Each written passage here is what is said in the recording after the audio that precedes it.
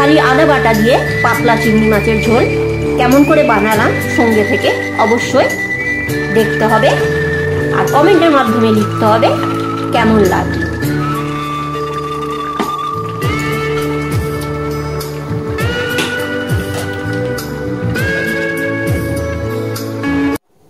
একদম সাধারণ আলু পেঁয়াজ দিয়ে চিংড়ি মাছের পাতলা ঝোল করব, সেই রেসিপিটাই তোমাদের সাথে শেয়ার করছি। আগে চিংড়ি মাছগুলো ভালো করে কেটে আমি নুন হলুদ মাখিয়ে নিলাম, নিয়ে চিংড়ি মাছগুলো হালকাভাবে ভেজে নেব। সঙ্গে থাকো, দেখতে থাকো কেমন করে বানাই। হালকা করে প্রথমে আমি চিংড়ি মাছগুলোকে ভেজে নিচ্ছি। এইভাবে আমি হালকা করে চিংড়ি মাছগুলোকে ভেজে তুলে নিচ্ছি।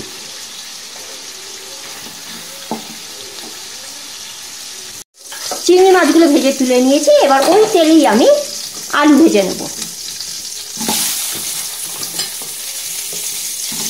আলুগুলো ভেজে আমি তুলে রাখবো।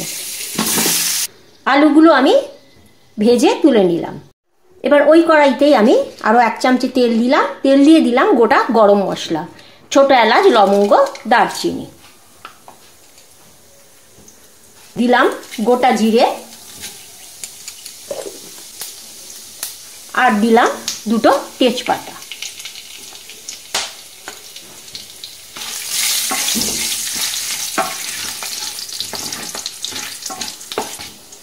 ফোড়নের গন্ধ ছাড়লে আমি দিয়ে দেবো কুচিয়ে রাখা পেঁয়াজ।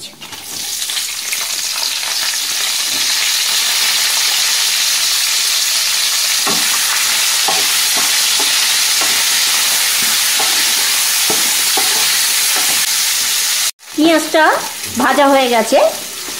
এর সাথে আমি কিছু মশলা কষিয়ে নেব। প্রথমেই দেব হলুদ, দেব গুঁড়ো লঙ্কা, শুকনো লঙ্কা, 1 চামচা আদা বাটা। আমি এই ঝোলে কখনো রসুন ব্যবহার করি না, কেন চিংড়ি মাছের একটা আলাদা গন্ধ আছে, ওই গন্ধটা রসুন মেরে দেয়।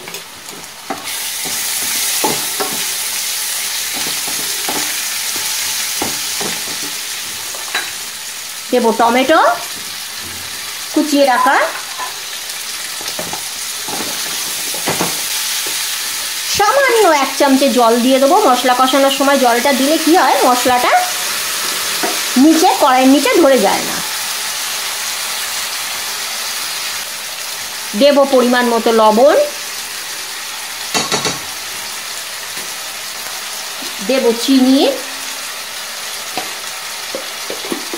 আর দেব কড়াইশুঁটি। এই দিয়ে আমি এবারে ভালো করে কষবো মশলাটা।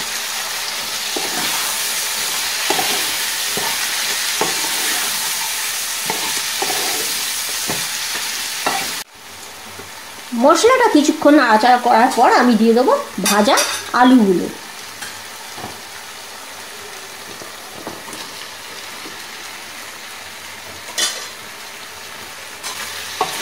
আরও কিছুক্ষণ আমি আলুগুলো দিয়ে এটা কষবো।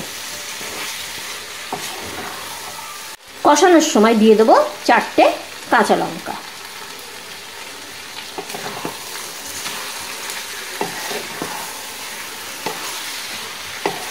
মশলা থেকে তেল বের হয়ে এসছে, টমেটোগুলো গলে গেছে। আমি এবারে দিয়ে দেবো ঈষদ উষ্ণ জল।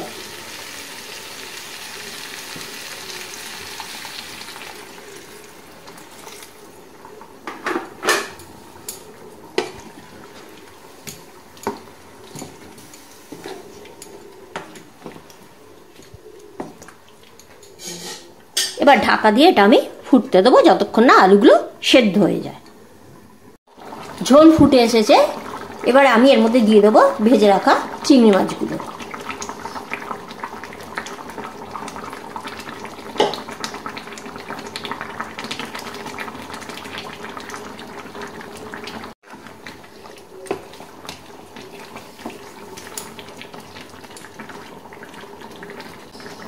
এবার দেব গুঁড়ো গরম মশলা,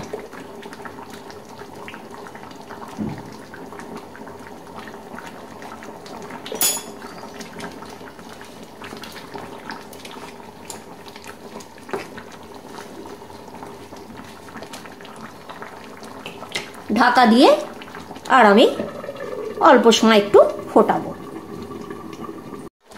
আমার তৈরি আলু পেঁয়াজ দিয়ে চিংড়ি মাছের পাতলা ঝোল, অপূর্ব স্বাদ হয় এর। এরপরে আমি দেবো 1 চামচে ঘি।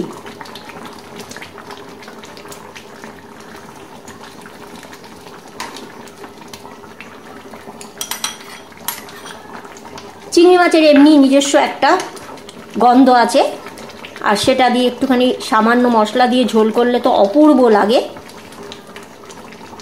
এই সাধারণ রেসিপিটা অবশ্যই বাড়িতে বানিয়ে খাবার আমার অনুরোধ রইল।